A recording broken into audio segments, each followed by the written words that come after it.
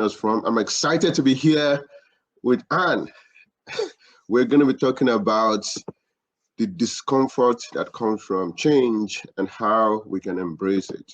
This is the 49th edition of Solution Illuminators Series podcast, and it's going to be exciting. Welcome, Anne.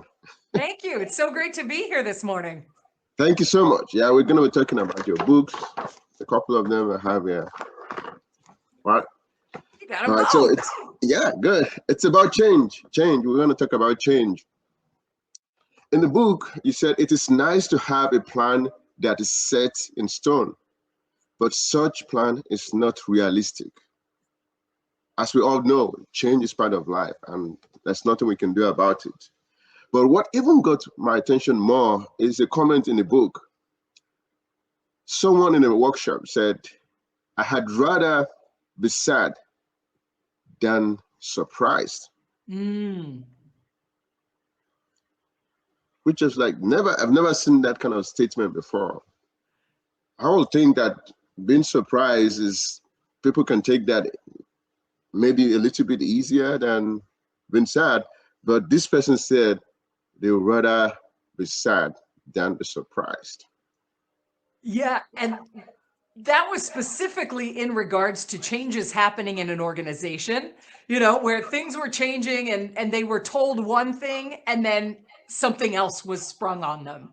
And he was like, I would rather have known early that something was going to change than think everything was going along just fine and then have it dropped on us. So, yeah. I think I get it. So, something that I quickly connected to that was communication, which you stated clearly in the book.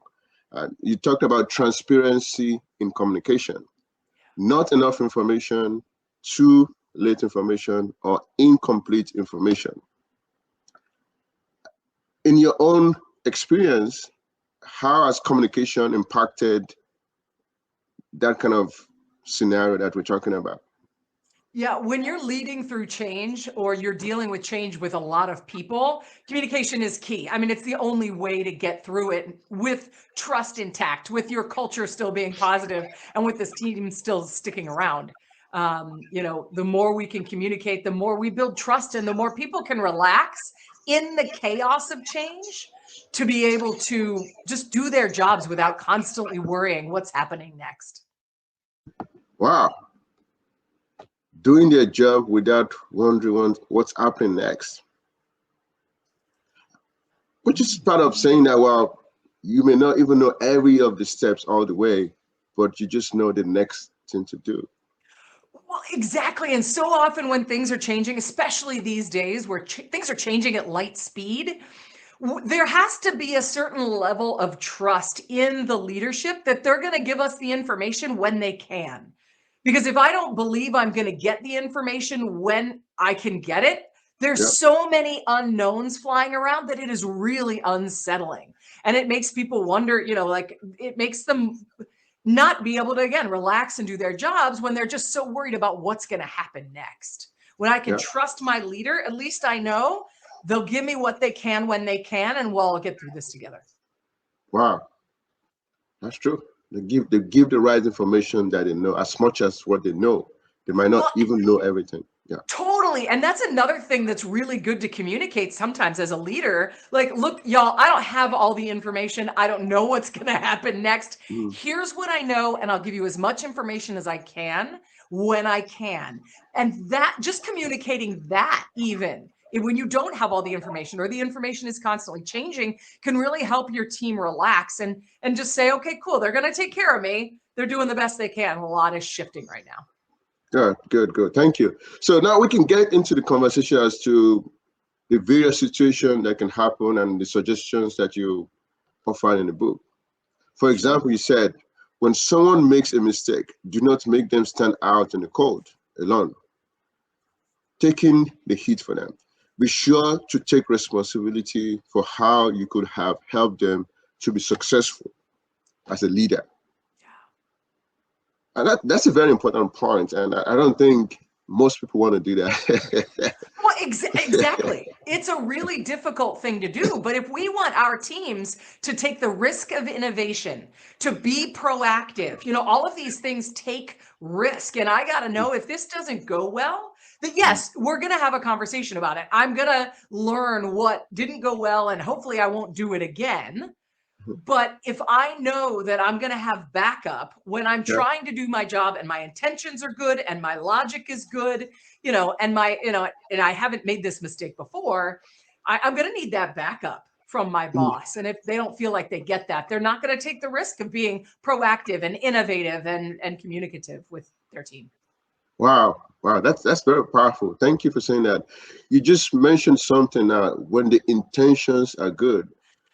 In your book, there's a part that you mention outcome. Sometimes good intentions and efforts don't necessarily mean excellent results. Sometimes it's just not as good. So that's one of the things that I hope. That was before I read that, I was interested in that, letting people know that sometimes you just don't get good results. Maybe some reward should be given for genuine efforts. Well, and this is something that I say I do a keynote for award ceremonies on the power of celebration. And one of the points that I make, yes, celebrate milestones. Yes, celebrate accomplishments, but also celebrate efforts. Because, when we start a project, we have a certain set of information and a certain set of plans. And as things always do, things change along the way. And in hindsight, we may have a ton more information than we had when we started that would make us say, hey, we would have done something differently. But at the time, we did the best we could with what we had. And so to give your team, that understanding, hey, y'all, it didn't go the way we wanted. Yes, we learned a lot along the way, but thank you for putting your effort in. Thank you for giving it your all, because this didn't go well, not because you didn't do the best that you could. Wow. Because nobody feels good when things don't go well, right? So being able to recognize, hey, y'all put it all in there. You put it out there and you tried to make it happen. Thank you for that. Now let's go clean up the pieces. Right. And that's also connected to one of the things you mentioned in your book, creating an environment for safe failure. Because sometimes people don't even want to try because they think they're going to fail, right? And they think they're going to not only fail, but they think somebody's going to yell at them, or they're going to lose their job, or, and again, if somebody's making the same mistake over and over, that's a completely different conversation. But so many leaders tell me these days, we need our teams to be proactive. We want our teams to innovate. That's a risk. Every single time we try something new, every time we step out, we're taking the risk that it might not go well. And so creating an environment where, yes, we're going to learn from it. Yes, you're going to have to fix it. Yes, it's going to be uncomfortable, but we're going to do this together, creates an environment where people are comfortable taking the risk of innovation and of being proactive. And that's incredibly valuable. Wow, thank you so much. I quickly have to acknowledge people that are joining us already. If you're here, please put it in the chat where you're joining us from, your name, your city. If you have questions for our guests, also put in the chat. We're going to be able to get to your question at some point. And thank you for joining us. I can see here on Instagram, we have Tolu, Taiwo, and we have Amore. It's more. Thank you for joining us there on Instagram. If you're here, please put your name in the chat so we can actually acknowledge you and also highlight your question here during the discussion. This is exciting already. I'm already learning a lot and also making sure that we can discuss the important things. Also in the book, I saw that you said, if your team thinks you are getting all the glory from the IOPS for their effort, trust is going into the trash can. Is it not? It's very tempting to be the leaders and say, well, I did it, and things. It's very not common for someone to say, well, this is the success, but I didn't do it alone. I have people behind me that we actually did it together, and actually mentioning the names of some people that actually did the job. In your experience, is that something that has been easy for leaders to do? And when you do workshops, how do you encourage some leaders to do that? Yeah. Is it something that I see a lot? I think it all depends on the personality style of the leader, and of the experience and, with building teams. But the number one, I read this stat a few years ago and I need to see an update, but the number one at the time complaint on employee satisfaction surveys, it wasn't that I don't make enough money, it wasn't that I don't have enough benefits. It was they don't appreciate the hard work and value I bring to this organization. And the easiest way to combat that is to make the glory of the team public. Let people know, yes, I worked really hard on this, and so did Tolu, and so did John, and so did Susie. And here's my team, and we all did this together.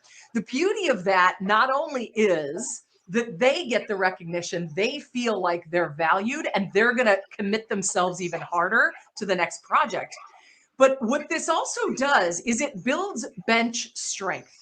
A lot of leaders think very much about themselves. They don't think about the entire team and the entire organization. And by building bench strength, which is the strength of the team around us, not only on our team, but in the eyes of the whole organization, when the leaders are ready to give me a promotion, I've got somebody who I've brought up, who I've role modeled to, who I've taught, who I've appreciated and valued to step into my role because they've really been able to be visible by sharing that glory. So allowing people to grow and change within your team will help them to be able to move forward in the company. And it actually makes them more committed to you and your projects in the meantime.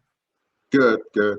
Yeah, that's very powerful. Visibility, and it's amazing how people have different opinion about visibility. Visibility is very important, especially for people that are just starting their career, people like us, early career people. That's very important. Even some leaders don't need it because they're already visible, right? Right. Another thing is that people actually make money from visibility. Some people, that's their brand. They're visible, and you can get this done. You can influence this. That's all some people do actually for a living. So that's very powerful. Thank you for sharing that. Yeah, sure. Another part of the book that I also like is when you said, roll up your sleeves and lead from the front, not the easy chair of management. The question is, I don't even know there's an easy chair of management. And if there's one, where can I get mine? Yeah, right. Where do I get my chair? It comes with a back massage and they feed you grapes, I hear. I never found one. I mean, that's a very important thing to mention there, because management, as you know, John Maxwell certified, and you also Maxwell certified, we always try to compare management and leadership and trying to see if there is difference between them. And because I know that, I kind of understand what you were referring to there, the differences between management and leadership. It's not exactly the same thing. But is there anything you want to share around that, and based on your experience?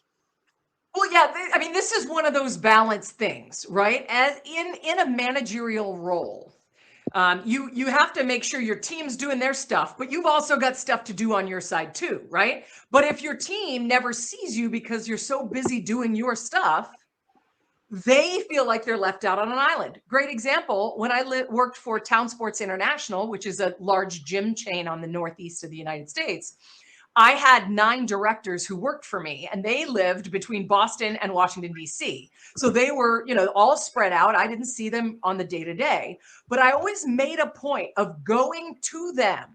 And I was in New York City, so it was a up to 2-hour train ride. But I would make a point of going to see them, spending the day with them, seeing where their challenges were. If they were having a significant challenge with a gym manager or something, I would go meet with them.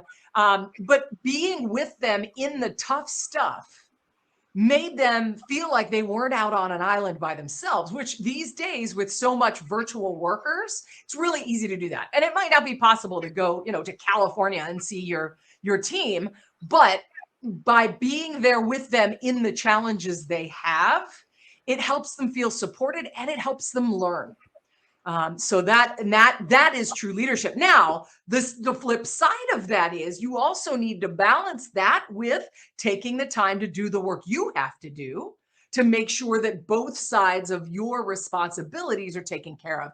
Leadership, or true leadership in a management role is hard because there's so much to juggle, which is why, it takes a lot of development to be good in the role. Wow. Wow. It takes a lot of development to be good in the role. Development has to do with the brain. You said something about the brain in the book. You said the brain does not like uncertainty, rushes to certainty, and jumps to conclusion too fast. And this is something that we deal with every day, right? You see somebody, you don't take time to fully understand them, to fully assess them. You jump into conclusion based on their appearance or something that they say, and you just say, "Wow!" You put them in a box, and you keep them in the box. They're going to be there forever, except somebody actually came to rescue them from that box.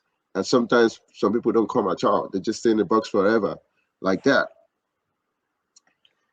And you mentioned that the only way, you suggested in the book that one of the ways to get out of that is to intentionally seek out unfamiliar experiences.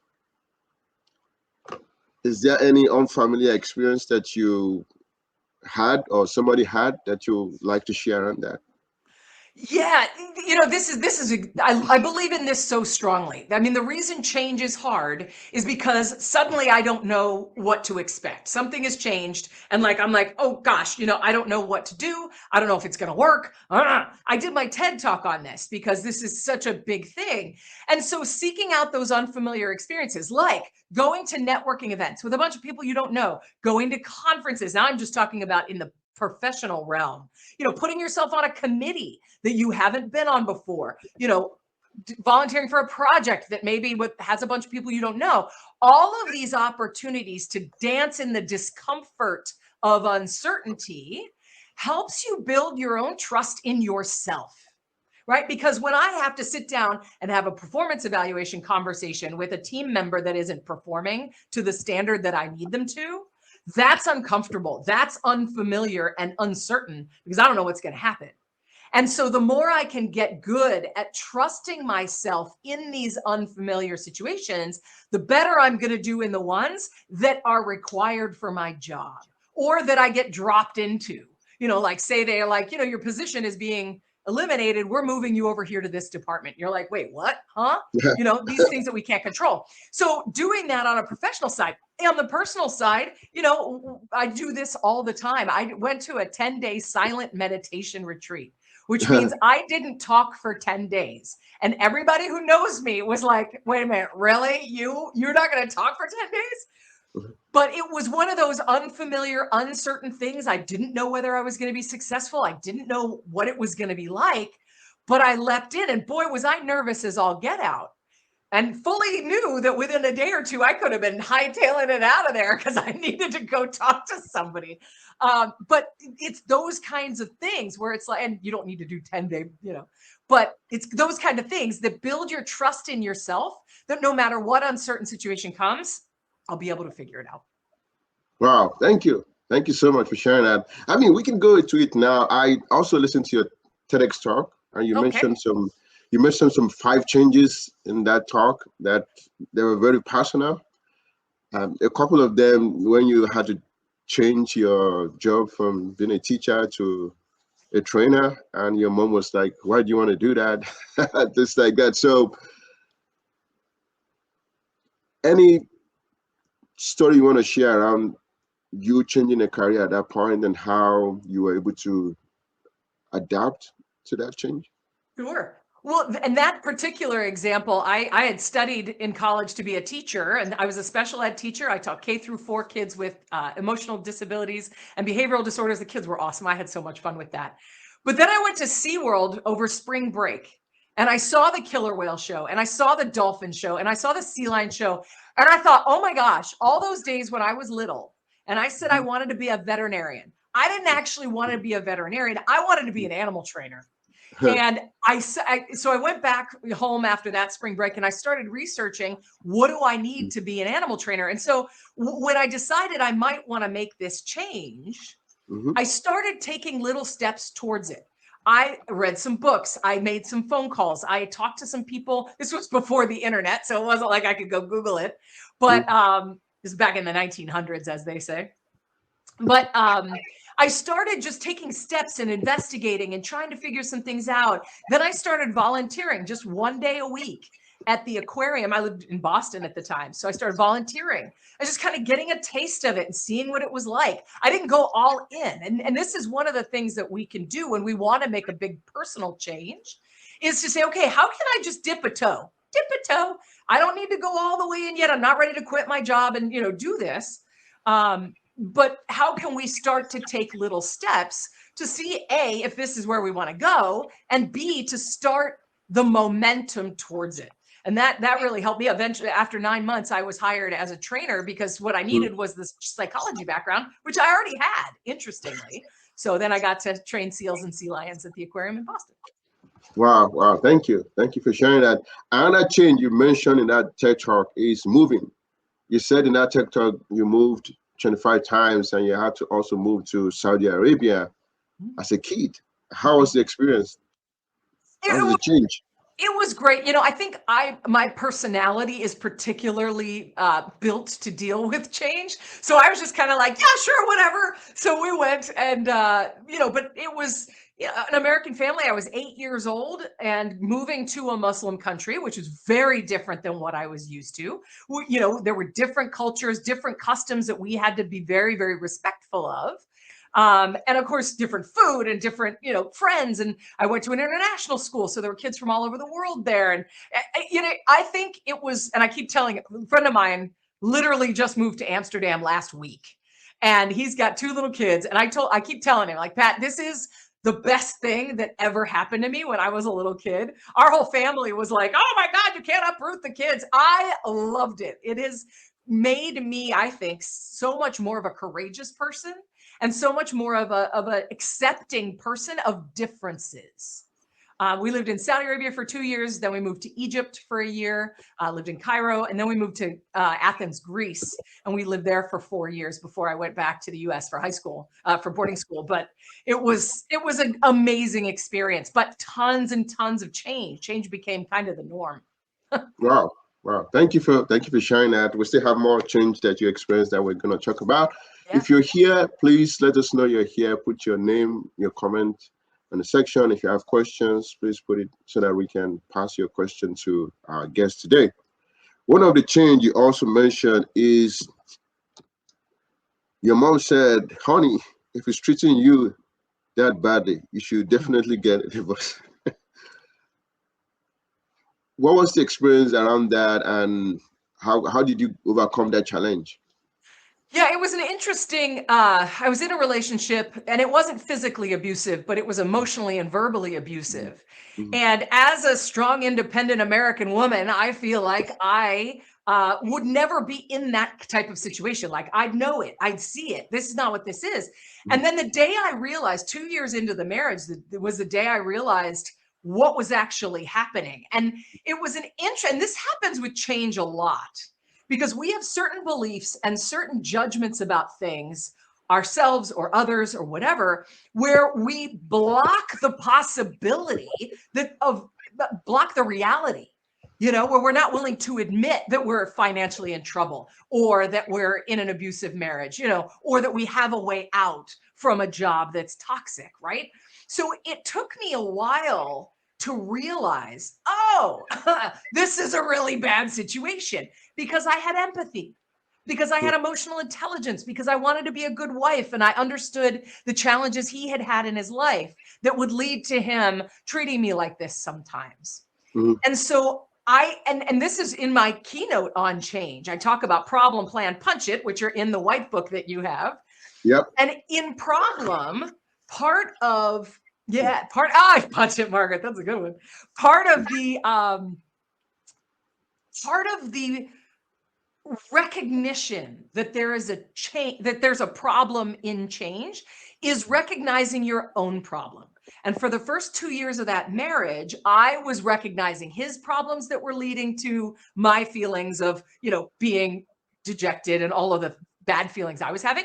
But I didn't look at myself and say, what's my problem here? And once I recognized, this feels awful, I am exhausted, this feels terrible, I don't feel loved, this is not what a marriage is supposed to be like, once I shifted the spotlight from him and all of his challenges to myself, I was like, oh, wait a sec. This is not an acceptable situation. And, once I recognized that, it was like, okay, cool, something's changing. And the next morning I said to him, like, something's got to change. This is not acceptable. We went to counseling for a little while. We tried to work on it. Unfortunately, we weren't able to work it out. He was not willing to work on his stuff. So I ended up getting out of the marriage. But I would not have realized that something needed to change until I looked at my own feelings and said, this is not okay. I shouldn't be feeling this way. And oftentimes in jobs and when we're on teams, we do this. I want to be a good team member. I want to support the team. I want to support the project. And so we don't recognize this is not an acceptable solution for us and something needs to change. So, that was a big, huge lesson that I got from a pretty tough time in my life. Wow, thank you for sharing that and being vulnerable. You mentioned the environment, working, right? Then people might have to get out of the job and they're trying to make a decision as to how or if to do that. Any advice on how to assess that? Because maybe somebody's here, they're actually thinking about that kind of change in their life. Sure. Yeah, a friend of mine is actually in that situation right now. He hates his job. It's so frustrating. His boss is frustrating. His coworkers are frustrating him. He doesn't like the tasks. And yet he loves the benefits and he loves how close he is to work and he gets to work 4 days a week and, the money's good and blah, blah, blah. So it's really important. I've done this before. I was in a job that I really, really didn't like. And I had to figure out, how do I navigate, because we're adults, right? We've got responsibilities. How do I navigate my responsibilities while still making this situation better? And one of the tips in the Get Over It book that you have, the white one, is to consider the big move, right? Yeah, is to consider the big move. So sit in a dark room or a light room, because you have to write with a pen, or sometimes I'll even turn on my voice recorder and just talk to the phone. But say, okay, if I leave, what does that look like? What do I need financially? What do I need from it? And then if I don't leave, what does that look like? Right? This is why I say consider the big move and don't take the big move necessarily. Because once we've considered it and we look at both sides of it trying to be very objective, we're able to say, okay, here's this situation. Here's this situation. If I leave, if I don't, right? And we're able to kind of balance them against each other. The other thing to also consider is, could you shift your mindset around where you are now? Because like my friend, maybe you're like, I can't leave this money because I have all these responsibilities before my kids graduate from high school. I really like the benefits. I really like this. So how can I shift my expectations about my current situation? Okay. My boss is a terrible leader. Okay. Instead of expecting him every day to be a better leader, how about I expect what I know he is capable of? And how do I work around that? Right? How do I shift my thinking about the tasks I don't like to say, okay, let me just set a timer for 15 minutes, get this thing done, and move on to something I like. That way, I'm shifting the way I behave in my current situation and the way I think to make where I am work for me. Or, no, this is toxic, this is terrible, I'm out. How do I start my exit strategy? Wow, the exit strategy. Thank you. Thank you so much. One of the changes that I quickly want to touch on that you mentioned in your book is your mom saying, I've lost the use of my right side. How was that change and how were you able to, because I know somebody is experiencing something like that, and that's not something that is personal to you alone. People experience things like that. So how were you able to adjust to that change? Well, and it's such an interesting change because it's one of those health things. She had a stroke, right? That morning, she gets in the car, she goes to the grocery store, she brings back the groceries, she's putting them away, and all of a sudden she's starting to slur her speech and her hand doesn't work. And all of a sudden, within an hour period, she's going from totally independent in the grocery store to in the hospital being treated for a stroke. This was in 2021, I think.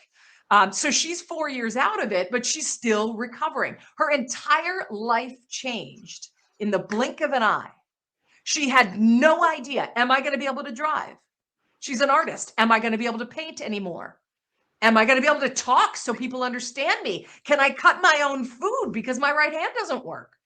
You know, all of a sudden, everything was different. And it was such an interesting thing for me to think about in context of change. But this happens all the time. A spouse, leaves us, or somebody in our family dies, or we get an illness that changes everything. And it puts all of this uncertainty on us. The beauty of my mom's situation is I lived in the same town as her at the time. My dad was there to take care of her. My brother's an hour north. They've got an amazing group of friends, and everybody just rallied around and made sure that she had everything she needed to be able to move forward and get better. She's now independently driving. She's painting. It looks a little different, but she's embraced it, which you see at the end of my TED Talk with that little pencil drawing she did. Yep. And I think the biggest thing that helped was not isolating. In that moment of uncertainty, we all rallied around because we all needed support as much as she did. And we all rallied around each other, and nobody had to go through it alone, which I think is huge. Wow. Thank you. Thank you for sharing that. That's very powerful, being vulnerable and to share that. And everybody had that kind of story. That's the truth. This is life. It hits you unexpectedly, and there's nothing you can do about it. Yeah. So now the same conversation, support system, not isolating, but now in the context of the work environment. Yeah. In the book, you said, give them an appropriate forum to talk about their discomfort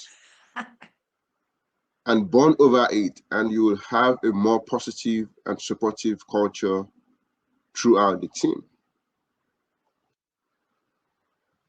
I think communication, people don't take communication really seriously, but then we know that everything is all around good communication. Somebody's saying something, they didn't communicate it very well. The other person is saying, well, this is what I think you said, and I'm not going to confirm whether that's it. I'm just going to be mad about it. Yep. And you know what happened? It becomes a problem. The work environment is not friendly anymore. Nobody can get their work done very well. You see the person, you become fighting, and you can't concentrate on what you're doing because of lack of good communication.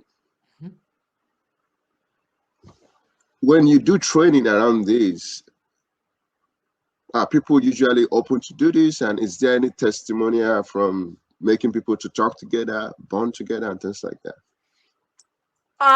This is something that everybody wants to do it. Yeah. They're just not prepared for the discomfort that comes with it. And we're never taught how to communicate well, how to say, hey, you just said something that sounded really offensive. It kind of hurt my feelings. I don't know if you meant it. So I'd love to give you the opportunity to clarify what you meant so I can understand what's going on. Like, we don't learn to do that. We don't learn to have conflict. Hey, I'm angry with you and I'd like to try to work this out so we can work together well.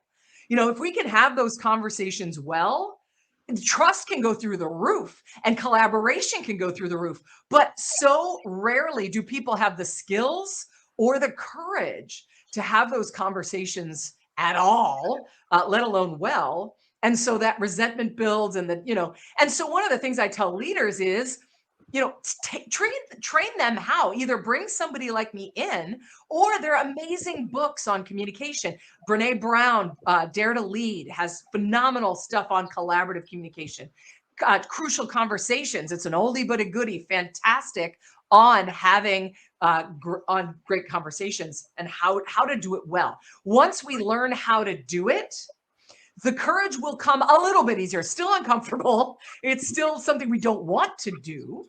But when we have the skills to be able to do it well, or at least know how I'm going to approach this, it gives us a little more courage, and we're more likely to be able to have those conversations well. But what the idea in the book of giving people a safe forum to share all the things, I remember one of the greatest bosses I ever had, Tony Ambrosa. It was at Under Armour. And after a big change was announced one time, he brought our department into a room and he said, okay, everybody, complain.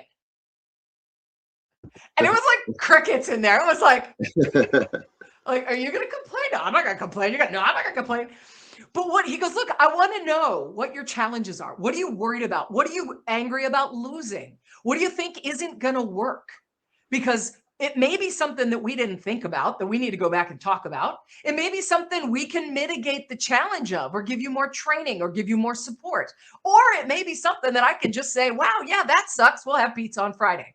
But whatever the case, it opened that line of communication to say, yeah, I'm worried about this. I don't know if this is, because we're going to talk about it anyway, right? Might as well give an appropriate forum for us to talk about what we're worried about, what we're angry about, what we're upset about. Again, admitting those feelings. What's my problem? So now we can look at the reality of the situation and how can I start to move forward into this uncertainty with a level of calm, because I'm not busy trying to smash down the resentment and the challenge and it's part of life. And so let's get that out and then start moving. But it requires that culture of open communication in order to be able to do that. Wow. Thank you. Thank you for sharing that. It's nice that you had a boss that was able to do that. They probably observed the environment and saw that it's a big problem. And it's also cultural. Originally from Nigeria. People, if somebody have a problem with you, we're very vocal. The energy will change, and what the person is saying to you will change. You're probably going to know right away that this person doesn't like you. But it seems that in the American environment, people can successfully hide it, that you don't know that they don't like you, unless you just walk into something that you said, oh, you just said that about me. Or when they turn their back and you didn't know that you're not there, that's when you know.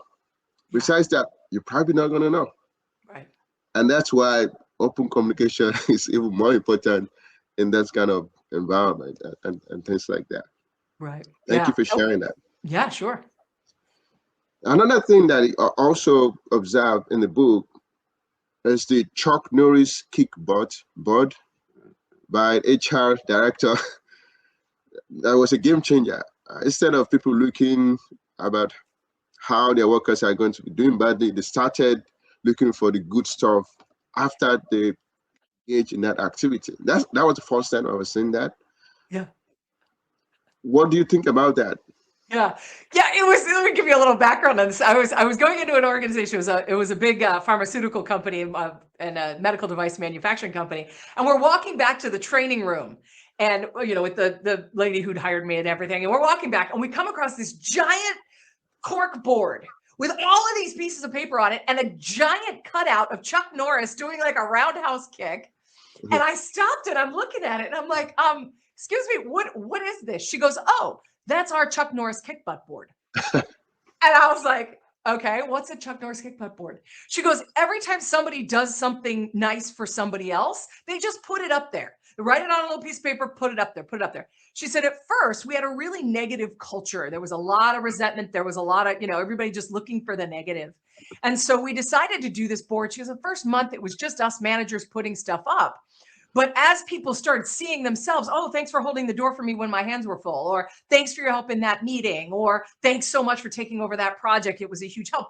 Little things, big things didn't matter. As soon as they started seeing themselves on the board, they were like, oh my gosh, that's really cool. And they started seeing other people doing things. Oh, I'll write it down. She goes, after the third month, this thing was so packed with papers that it was driving the CEO crazy. Finally, he walks by and he goes, okay, here's what we're going to do. Every month, we're going to take all of them down and we're going to do a drawing for a few $100 grocery gift cards for whoever gets drawn. And she goes, every month now, this packed. I mean, it was littered with paper. It was a hot mess. It would have driven me nuts too. But she said after the 6 months, the culture started to turn around because people were looking for, oh my gosh, you held the door for me. Thank you. Oh my gosh, you helped me with that project. Oh my gosh, thank you so much for taking that call, whatever it was. It just shifted what people were looking for in the job. And again, that goes back to that mindset shift that I talked about. How can you shift the way you think about your current job so you don't have to blow up your life to make your situation better? Wow, that's very powerful. I hope you can take notes of that. If you're really cool. Enjoying the session, if you like anything about the session, please let our speaker know today so that can encourage other people and things like that. And if you have questions, please put it in the chat. Still talking about the work environment, I also read this: make a point to periodically seek out those quieter people on the team. And that's suggesting that there are people who probably have ideas and they're probably shy on, they don't think their ideas matter, or maybe in the past, they actually were not acknowledged when they were trying to give a suggestion or something. And so they are probably just hesitating to say something. Any experience around helping people like that? Yeah, and this is one of the things as I think about facilitating meetings, but definitely on collaboration with teams. You know who they are, the people who are more introverted. They're less likely to just share their ideas. I don't happen to be one of them.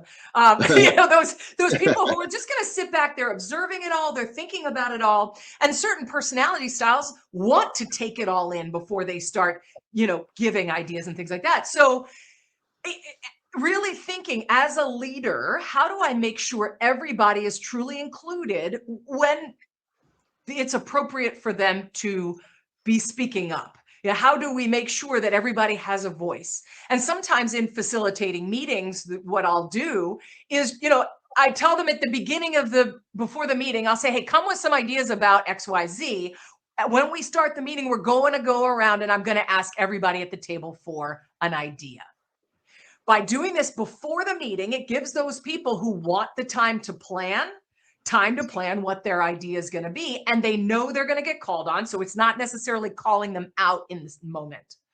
Or a lot of times, if we're having a meeting and we're ideating and trying to come up with some ideas, maybe if there's 20 people in the room, I'll break them into 5 groups of 4.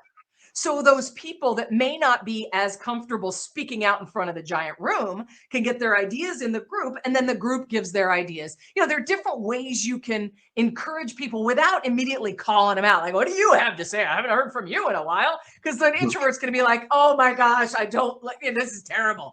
But if we can do it in a way that makes them feel like comfortable in sharing the ideas and that their ideas are welcome, hopefully they'll feel comfortable sharing them, and you can get some incredible gems that you wouldn't had if you're just waiting for people to get loud.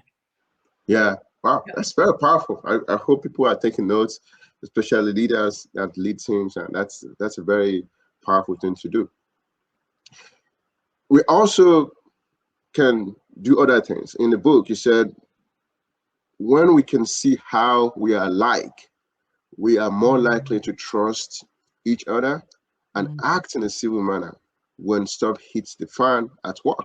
Because guess what? It's gonna happen.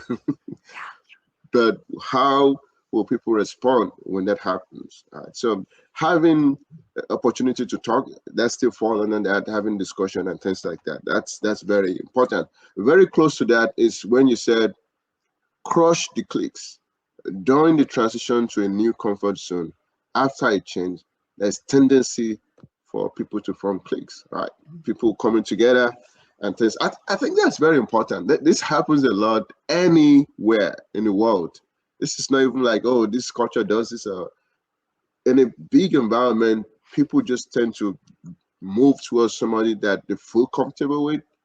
And it's now feels like you have teams that are playing against each other, basically, like a sport whereby they play. And a good leader probably don't want that, because you want people to.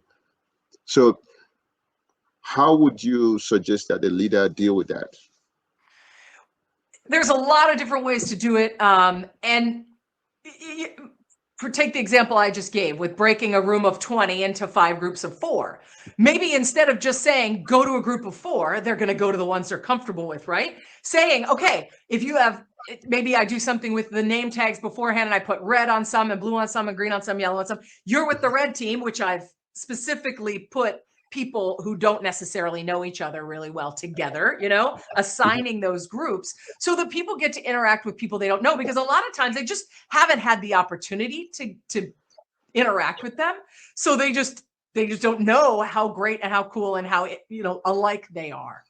Nobody likes icebreakers, but they can be really a great way to get people interacting that don't know each other very well, so that they can find some of those similarities.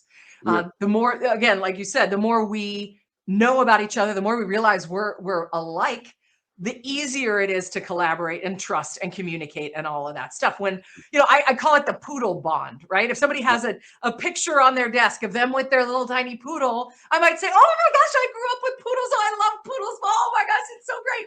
And then when I'm driving you nuts in a meeting, and you talked earlier about freezing people, right? Putting them in a box. Yep. I remember, yes, you're driving me crazy right now in this meeting, but you like poodles. And so again, we learn these little things that help us not to put somebody stuck in a box.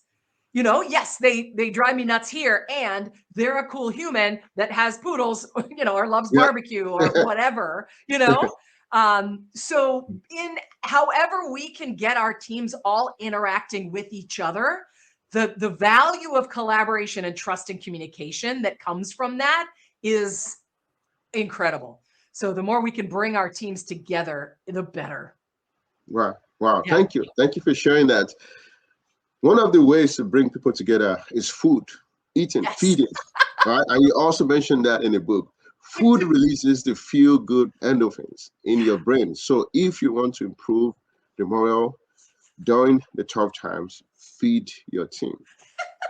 Now that can't be your only strategy, but it sure doesn't hurt. Well, I mean, I say that food is a universal language. It's something that brings people together in terms of, well, even though you're mad at somebody, you still have to eat to stay alive, right? Yeah. So you can't be mad at food. You're gonna put the food in your mind, in your mouth to stay alive. So that makes a lot of sense. And I've seen leaders that actually do this intentionally. And sometimes I don't understand why, but when I read your book, it's reminded me as to why they do that. Just, oh yeah, we have a small meeting, they bring food. Even though you know that people might not eat it, but at least you give them the option to say, well, if you want to be part of this, you can be part of this.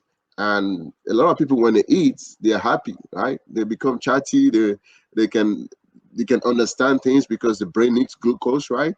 Yeah. To be able to process things very well. So yeah, it's a good strategy. So thank you for the reminder. That's very good.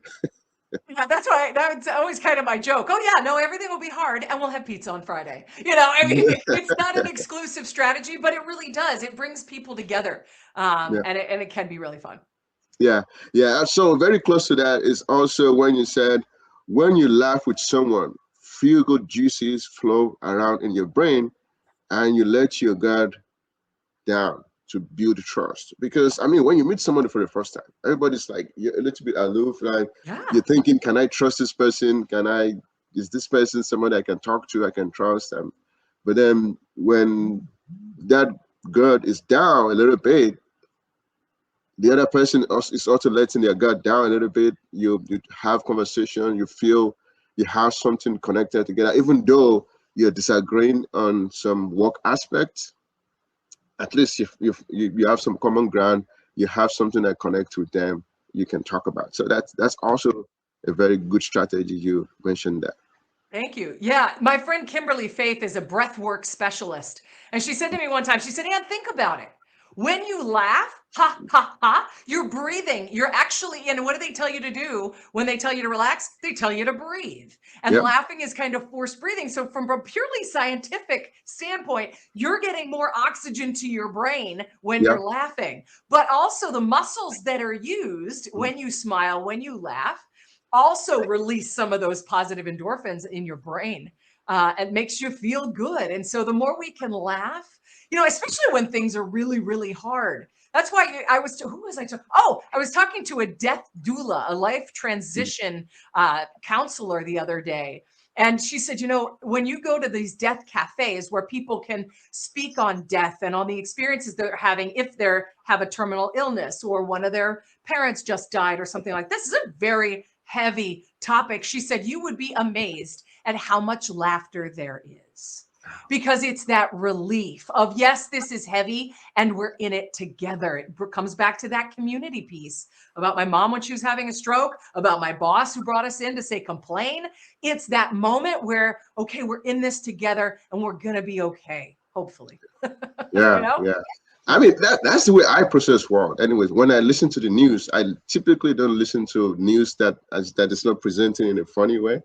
I mean, my take is that the situation is bad already, right? So when I'm receiving information, can I receive it in a light way? Yeah. That is not increasing the burden to me and things like that. And that's why people talk about dark humor. And some people don't like it, but some people actually get away from that stress through that. It's therapy for some people. I mean, it's the only way if you're in the middle of a really bad situation, having a minute to just be able to laugh. I mean, I married a firefighter one time Yeah. and they had some dark humor. Yeah. But they're dealing with some serious stuff at a moment's notice. You just never know. So Yeah. the firehouse was always a very jovial place.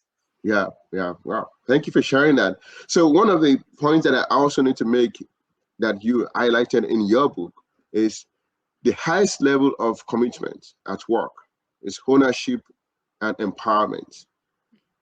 And I think for me, experiencing different work environment, I think one of the reasons why people stay is either of those two, right?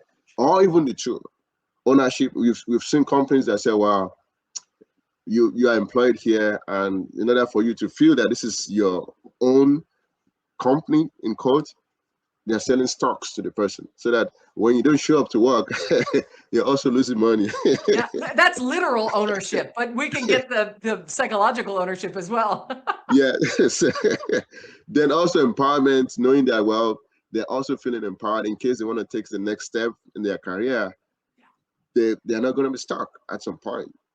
And so any take on that, and how do you see it based on your experience?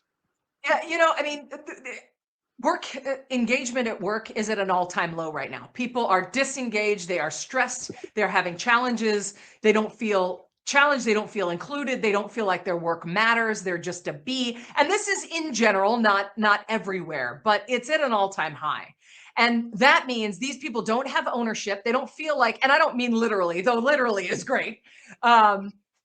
They don't believe they have much value in what's going on at the organization. They don't feel like it matters that they show up for work. And so they don't, mentally or literally. So the more we can include people in decisions, show people what their path for development is, provide that development. I was thinking recently, I did a podcast about exactly what you were talking about putting people in a box and freezing them in that bad place. I had a boss when I worked for Under Armour who said, "You're not leadership material."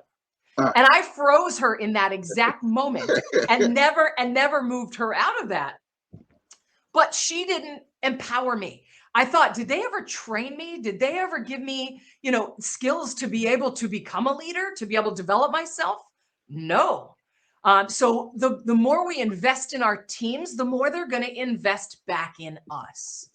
The more they are part of creating a better environment, the more they're going to be invested in that environment. And it takes time, and it takes doing it in a strategic way.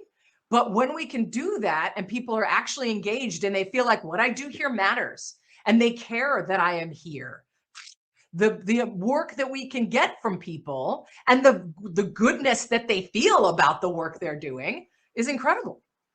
Wow. It's important you mentioned that the leader is trying some things to make sure that the employees, they understand the change. But then once in a while, you see people who don't want to understand the change. Still talking about change, there's a quote from the book that I really like. People do not resist change. They resist being changed. Yes. What does that mean to you? When change is dropped on us and forced on us, we didn't want it, we didn't pick it, we didn't plan it, we weren't part of it. It's a lot harder to take, and it's a lot easier to dig our heels in because humans will immediately think about what they're losing. Yeah. Right? When they pick a change, they're saying, I'm losing this thing I don't want. I'm moving forward. It's still hard, but we get less resistance. Whereas somebody is like shoves you out of your comfort zone and says, okay, here's your change. Good luck. You're like, wait, no. Immediately we think, what did we have? What do we want that we will no longer have? What am I losing? All of that.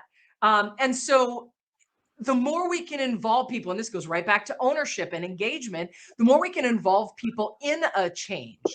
I worked for a company called Les Mills that's headquartered in New Zealand. We were in Baltimore at the time with the US office. And at one point, we were creating a custom Salesforce customer management system for our company. And what we ended up doing, we went out to San Francisco to meet with Salesforce and to talk to them about what we needed it to do, the back end, the front end, how it needed to function, and all this stuff. We actually brought one person from the front line of every team, of our assessment team, of our instructor team, of our customer, like gym team. We brought a frontline person. So somebody entry level with us, because we knew that they knew how the system needed to function every day, every little challenge, all that stuff. But what we didn't realize was that when they went back from San Francisco after that meeting was done, they started telling all of their team members, oh my gosh, we're going to get this. And we talked about this. And they were so excited about the change that everybody felt represented in that change. It stopped being a change that was happening to you. Here's a new system that we developed for you. And it became, here's a new system we all developed together. Even though the people back in Baltimore weren't in the room in San Francisco, they felt represented by somebody on their team. It was the best decision we ever made to bring them with us. We made a better system. The transition went faster, again, because it didn't feel like a change we were thrusting on them. They were involved in it from the beginning. Wow. They were involved in from the beginning. One of the strategies you mentioned in the book about change, right? You mentioned that it's possible to pair people up. The resistor and the rock star pair. And you use the analogy for adapter, in which case you have the amount of electronic system, and you can plug it right. You cannot plug it directly to the socket. You have to use an adapter to do that. And that makes a lot of sense. That's a good analogy there. Is this a strategy that you think people really embrace a lot, or is something that is still people are gradually warming up to in terms of, well, this person is really accepting the change already, and this person is trying to like maybe sabotage it, because some people like they don't let you know that they are not accepting the change, but behind you they are talking down about the change. So this peer, is there any testimonial from pairing people up this way that you want to share? You know, this is a strategy where, you know, if I'm moving through a change and I've got some of the people who are at the forefront of it, they're figured it out. And then there's some people lagging back and either not accepting it or not taking it in as fast from a learning standpoint. This is a strategy that deals a little bit more with skill set than with emotional resistance. But by pairing people up, one of the things we can do is from a leadership perspective, it's a humility play. Just like giving people glory when things go well, giving other people some of the spotlight. I may be telling people and training them how to use the new system or training them the new process, but somebody else on my team who's already making it work may be able to word it in a way that makes more sense for this other person than the way I can say it. So by saying, you know, maybe they have a better way to present this to you than I do, allows the team, again, giving that ownership, giving that empowerment to be able to say, I recognize I may not have all the answers here. Let me let somebody who's already figured it out. Would you mind partnering with John for the day? Because I think he's got a few ways that he's figured it out that I may not be able to explain to you. So it's often not on the passive aggressive resistance side, but more on the skill set side or the adopting of changes from processes to systems and all of that. And it needs to be done well. And it needs to be done with a lot of respect and tact. But I know that people have done it and it works beautifully because the light bulb goes off. You're like, oh, well, if that's what you're saying, that's not such a big deal. And they get it, you know? Yeah. Wow, that's very powerful. Thank you for sharing that.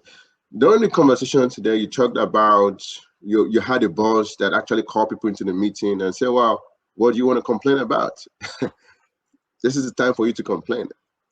I've never seen anybody done that before. It was a courageous move. Yeah, because that can go really bad quickly. That's true. But in this book, in your book, right, you mentioned the fact that there could be opportunity for that. And my question is, how do you openly and constructively complain about a change without even losing your job before you finish complaining, right? Yeah. And in that setting, he had given us the chance. So once Yeah. he opened the floodgates, we were like, oh, okay, here we go. And that is a cool thing to do, but you're right. It has to be done well. And he knew that 12 of us on the team had a good rapport already, so it wasn't going to go down. But your question is, how do we change? How do we complain in a respectful way so that we don't lose our jobs? I think the main mindset that you have to shift is, rather than going in with a complaint, go in with a possible solution or two. Think about it in terms of that leader's perspective on that problem. Think about it in terms of the company's goals and how this problem that we're going to complain about is taking away from those company goals. So you're not speaking in terms of, this is really bad for me. You're speaking in terms of, here's why this is a challenge from a company standpoint, from a leadership standpoint, and here are a few ideas I have. Now, you also need to go in with a level of humility that they may not take your suggestions. They may not think it's a great idea. There may be other factors that you don't know about. There may be other ripples that the solution that you are presenting could impact. But I think getting yourself in the right mindset, not of complaining and pointing your finger, but of saying, here's a challenge that I have observed. Here's how I think it's impacting the company. Here's an idea I have. I'd love to talk to you about this some more, but presenting it that way, rather than from a place of attack, is going to get you a lot further. Now, it depends on your leadership. If you know you've got that toxic leader, which they're pretty rare actually, who just can't take any feedback or anything, you may need to think about another way to solve the problem. But and again, Crucial Conversations, that book is phenomenal at helping you learn how to present these things well, so that the rest of the conversation, you're not trying to dig yourself out of a hole you got into by walking in going, I don't like this, Yeah. Well, I mean, that's very powerful. Thank you for sharing. I hope our viewers are taking notes. I'm taking notes myself. This question has to do with, after all said and done, you talk about the change, you indicated things that needs to be done about the change, but then people still don't want to get on board on the change. They still don't want to be part of the change. As a leader, question is, how do you give the tough information without appearing it's a threat that you're giving out, or you're trying to blackmail them or something in that nature? How do you present, well, it's okay if you don't want to listen to anything I have to say. It's okay if you don't want to be part of this, but then this is what is going to happen if you decide not to be part of this. The first step I always say is get curious. Rather than being angry, get curious and say, hey, I'm wondering, I've noticed you've been resisting this change. And you do have to have a tough conversation. And it needs to be one-on-one. And, and you need to think about HR ramifications of one-on-one. You might want a mediator there. And what I like to say is that people are going to make the decision for what they do on their own. I can't make anybody do anything. I can't force anybody to do anything. They're going to make a decision on what they're going to do. And so if you have the person who is just resisting, who won't talk to you about it, who won't get on board, they won't implement the change, they are just totally just cutting you out, putting a wall up, nothing. What I recommend is letting them know, what are the next steps if this doesn't get fixed and I don't start seeing you on board by X day? We're going to have to start performance improvement plan. I don't want to have to do that, but I want you to know that's our next step. By saying that, I usually say this outright, like I want to give you all the information you need to make the best decision for yourself. Here's what's going to happen after if I don't see some engagement in this. And I try to be super clear about what exactly I'm looking for. because I want to set them up for success if they decide, okay, cool, I want to get on board. I need them to know what it is that I mean by getting on board, right?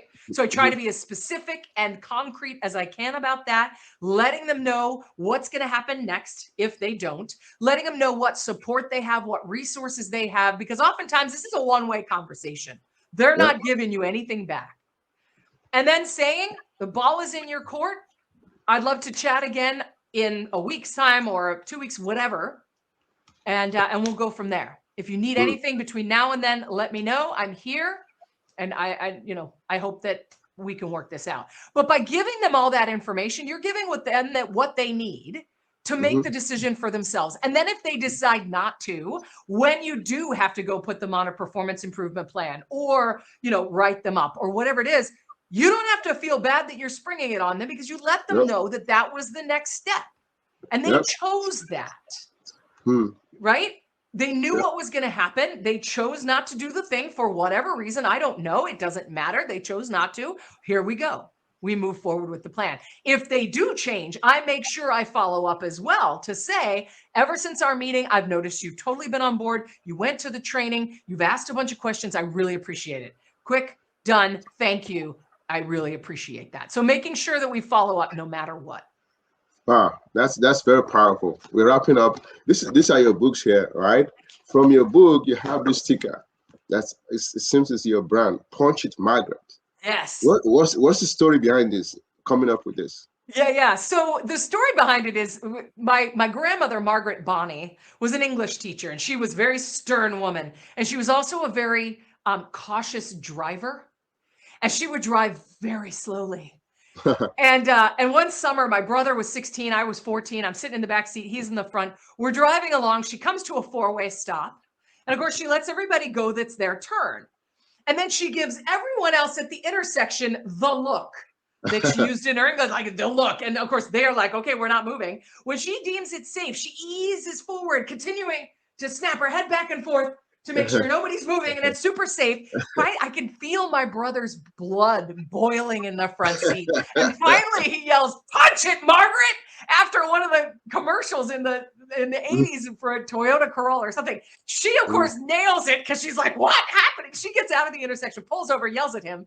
But sometimes when we're needing to step into the uncertainty of a new situation, we need 5 seconds of courage to get us moving. We need that little punch it, Margaret, to get us doing the thing we've overthought. We know we need to go do it.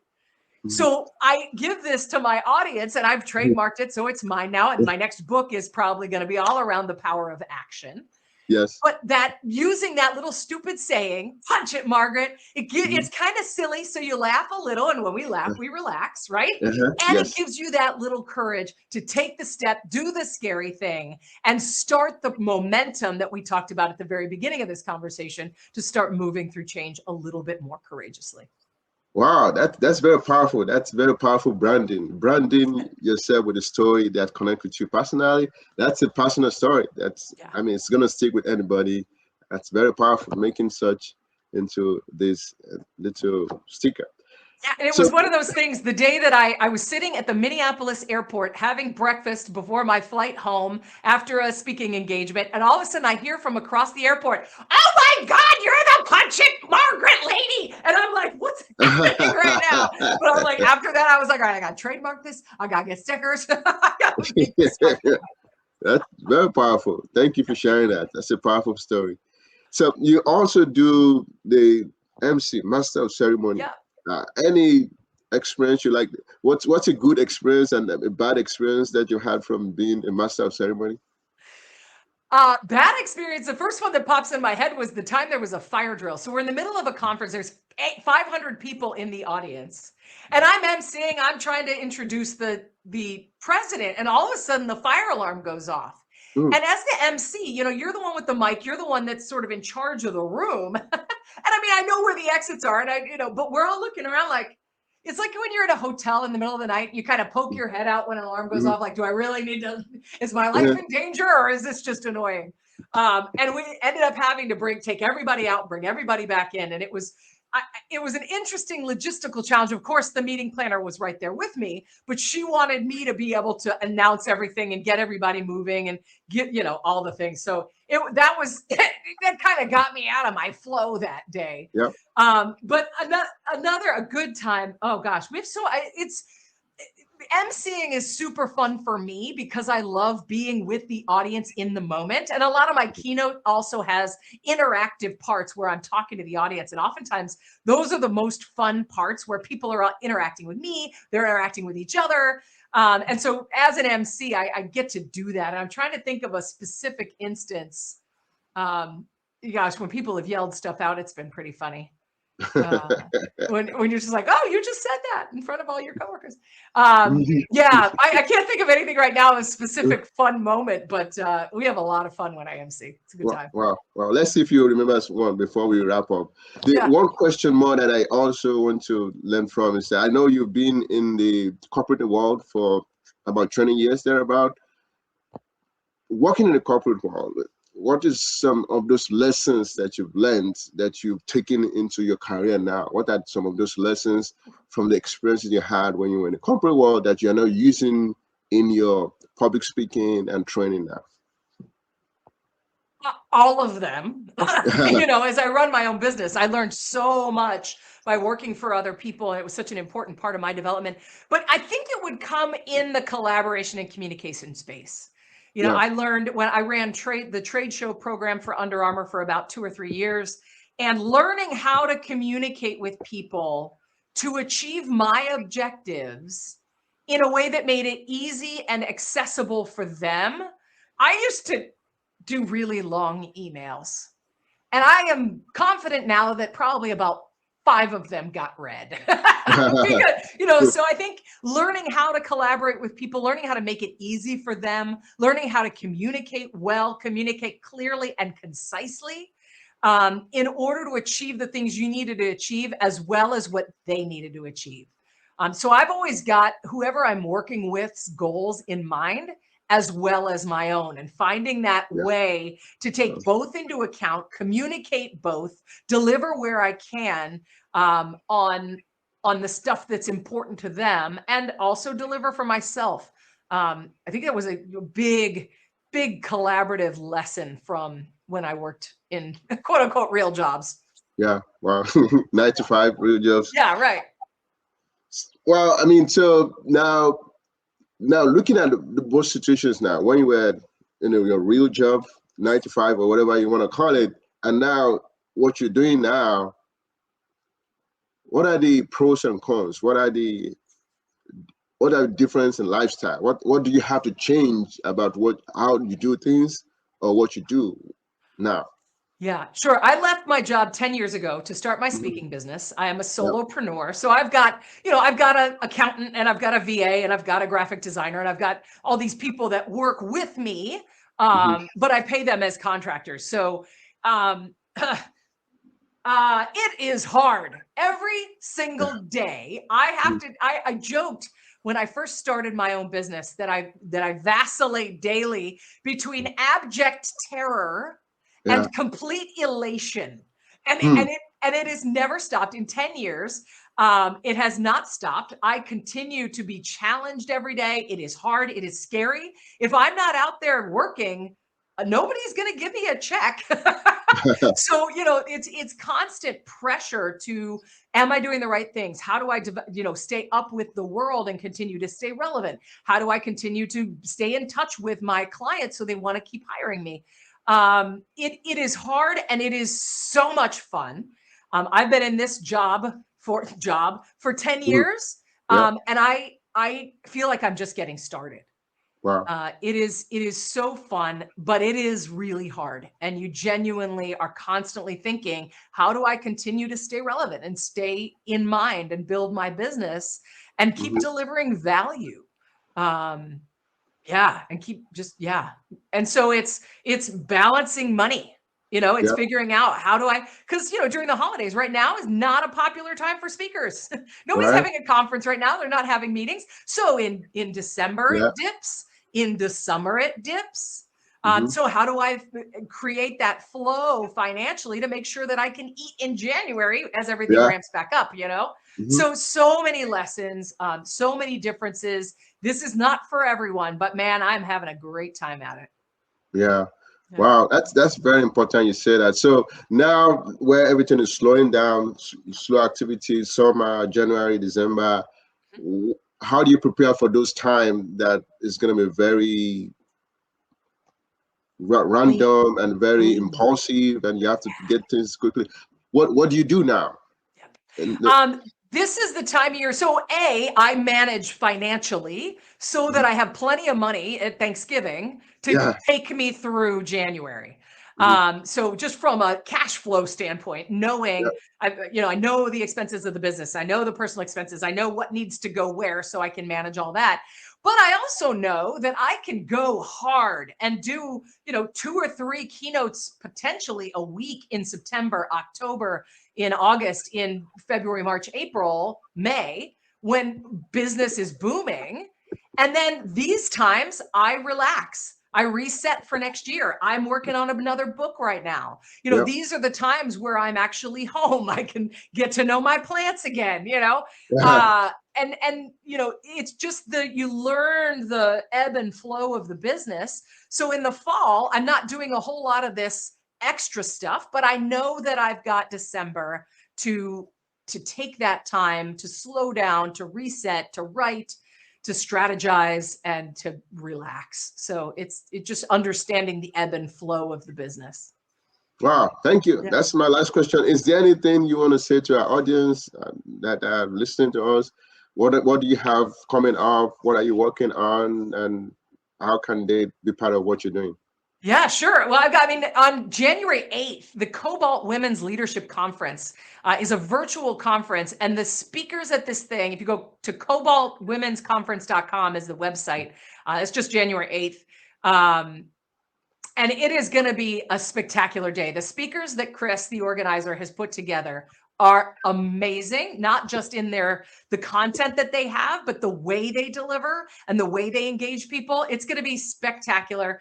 cobaltwomensconference.com. If you want to use the promo code podcast, just that word as the promo code, you get $50 off. So if you want to go ahead and do that, that's spectacular. And women and allies, as long as you like women, you can come. And then if you're in the Tampa Bay area, Lifelong Learners is a program. I'm doing a custom talk on letting go and the power of letting go of things in order to be happy and renew. So that's going to be super fun. That's at the Tampa Bay area. The Dance Factory, I think is what it's called. So that's going to be fascinating. That's January 20th. Yourchangespeaker.com is my website. You can get everything else there. Follow me on social media, LinkedIn. I'm most active on LinkedIn, and I'd love to see you there. Good. Thank you so much, Anne. Really excited to be here. Thank you so much for your time and your experience. I learned a lot today. I really appreciate your time and everything that you put into this. I want to see you doing greater things. All the things that you said you're going to do, we're going to be part of it and support you the way we can. Viewers, thank you for being here. This is the end of Solution Illuminators Series podcast. Please like, comment, share with your friends so that we can reach a wider audience. And bye for now. Bye, Anne. Thank you for being here. Thank you so much for having me. This has been awesome. Bye. Thank you. Bye.